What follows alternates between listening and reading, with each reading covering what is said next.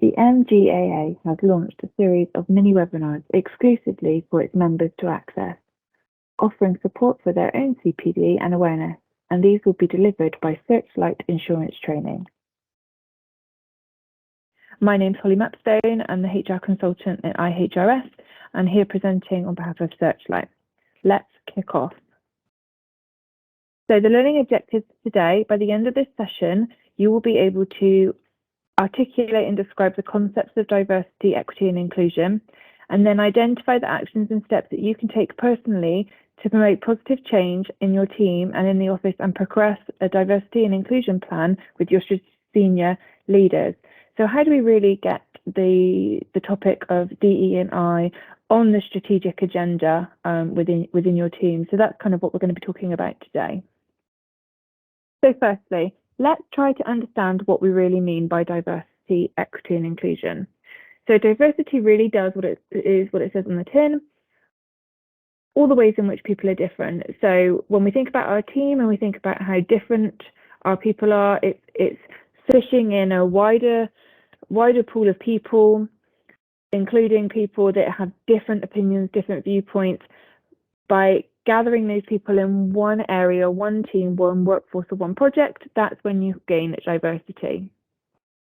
When we look at inclusion is actually the process in involving those different people. So in fact, you can have a diverse workforce, but not have inclusion. They're two very different things. And almost the inclusion is what we like to think of the product of having a good, diverse workforce. So inclusion is the variety of people having the power, voice and decision-making authority. So how do we empower those people that have come into the diverse workforce to be able to share their ideas, thoughts and feelings in a way that's completely inclusive? So they're two very different things, but you can see how they connect and kind of collaborate with each other. Next, we're going to go on to equity and equality. So I would say there's been a shift in the last 12 to 18 months around terminology. So, previous we would have heard the word equality and that would have been used very commonly. And that essentially does what it says on the tin. So equality, you're treating everybody the same. You're applying a policy in the same way. You're providing the same service to everybody. You're providing equality. Now, when we think of equity, because that's something that recently where we've seen the shift, the difference in that is you're thinking of the end customer, client, employee, service provider. You're thinking of them, and then you're thinking of actually what their equality looks like, which actually means fair treatment, access, opportunity, and advancement for people. So the best way that I describe this is if you are an employer and to your employees you want to provide equality, you would provide every employee with a pair of shoes. That's equality, they're all getting a pair of shoes. But actually, when we look at equity, if you're going to supply these shoes to your employees, you're actually going to make sure that the shoe is the right size, the right fit. So that's where we're seeing the shift and we're seeing the difference. It's really important to actually understand that equity is far more important and valuable to a business and far more important to an employee. So let's just think about that in a little bit more detail. This slide on the screen is a great visual learning tool and one that I would say easily available on Google, but please share this with your wider team. It just it really resonates with me that sometimes you can see people within your team or your senior leaders talking about equality and actually probably thinking that they're providing equity and vice versa. So just a really good learning point for actually it's about the application of a process, a practice, a policy, a culture, a value, etc. It's how you apply that and deliver that in a fair way, not just a blanket policy, one size fits all. So that is what we mean by the difference, and I would always reference equity rather than equality.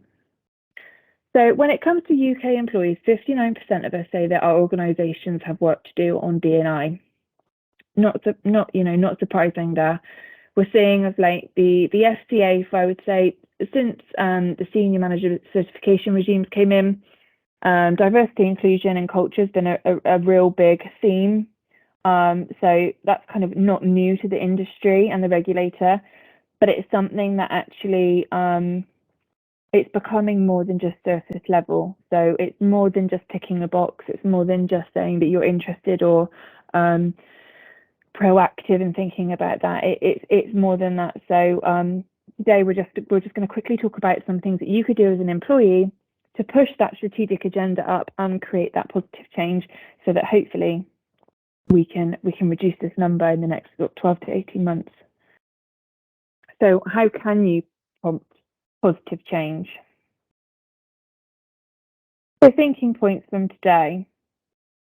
Can you introduce an inclusion calendar within your team? These are easily available on Google and within different accreditation bodies. You can kind of sign up for them, download them. It's just a really nice, fun way to be able to demonstrate that actually you are inclusive, you respect people's beliefs, backgrounds, cultures, agendas. Maybe celebrate some different events in a different culture that you might not typically have done. So just have a little look at those. It's a really nice, light social touch in terms of signposting your managers, your supervisors, and your leaders to the fact that actually inclusion is something that's really important to you. So start small and go bigger. So just have a little think about that. Can you promote well-being schemes and initiatives within your business? Can you have a really positive story about some well-being initiatives that you've used within the business, whether that's a private medical insurance, whether that's employee assistance program that you ran? Can you share those positive stories? We're seeing a lot of noise at the moment around mental health and well-being, and all of that comes in as part of that inclusion to allow people to feel safe and talk about those things. So again, how can we create that kind of safe space for employees to be able to feel as though talking about their well-being is a priority? Can you take accountability for your CPD, so your continued personal development, and encourage your line manager to focus on L&D objectives? So think about it when you have your appraisal, your mid-year appraisal, or even just a informal catch-up. How can you push that agenda back onto your manager to say, actually, I want an objective to actually focus on learning and development. I want to be able to progress. I want succession, and making that a really even playing field for everybody. So just think about that in terms of your responsibility and controlling your own resources and support for your learning and development.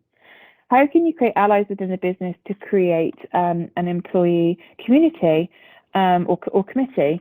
So I've done this in previous businesses where I've worked in, where we've had focus groups and committee clubs, and I've seen lots of clients that I work with have LGBTQ+I committees. We've got gender committees, and they make it a really social thing. It's not kind of sitting around a table and talking about things that aren't right within the business. It's creating those allyships, bonding, and in that way, when you're collaborating, you're generating ideas that can then be pushed across the business. So, and it's also creating inclusion. You may not realize that somebody might want to be part of a particular group, and actually when you put that out to the wider team, they come forward and actually feel that acceptance. So can you just create a committee that's interested in talking about different communities and how that can be introduced across the business? And then can you support with recruitment within your teams to provide a different viewpoint to requirements and processes? So thinking about your team, if your team's dealing with a lot of recruitment at the moment, the candidate market and the labour market is particularly tricky. What advice, what viewpoints, what considerations can you give? Maybe it can just be sort of on the job experience. Maybe it could be actually cultural differences that is there conflict within your team? Are you recruiting just a like for like model? So I would always try to push your senior managers to involve you in the recruitment process. So whether that's thinking of your own interview questions to be asked, whether that's screening CVs, whether that's just doing a little bit of research on what the job description should look like. So just try to get involved as much as you can in the recruitment, because that's a real key part of the inclusion. You're recruiting within that pool, like I said at the start, and actually if you can impact the process in terms of attracting a wider pool and then having the options to pick from multiple diverse people, then the return on investment on that with your team and with the business is huge. So hopefully now you'll be able able to clearly identify the difference between diversity, equality, equity, and inclusion, and then also identify some actions and steps that you can personally take to prompt that positive change. Again, take small bite-sized pieces of information that we spoke about today. This is a long process. It's not going to happen overnight. And I think building some positive change, changing the language, pushing the agenda up, in a way that feels authentic to you as an employee, is key. So again, that could be sort of done in a social way, in an appraisal, performance management setting, or can just be done as part of a growth and scaling up in the team. So try to think of different avenues that you can kind of push that conversation. What you can expect within this series is a whole heap of webinars that we'll be doing. Some of these are quite interesting. So this one was just a little taster into, let's create a plan and push the agenda. So hopefully, we will cover some more in-depth and interesting topics over the next 12 months. Further questions, so feel free to reach out to myself, and I'd love to have some insightful feedback of the future webinars, and if there's anything that's particularly resonated with you in this series, then again, please feel free to reach out, and I'll be take that into consideration when we're building the future webinars. Many thanks. Thank you for joining, and I will see you on the next one.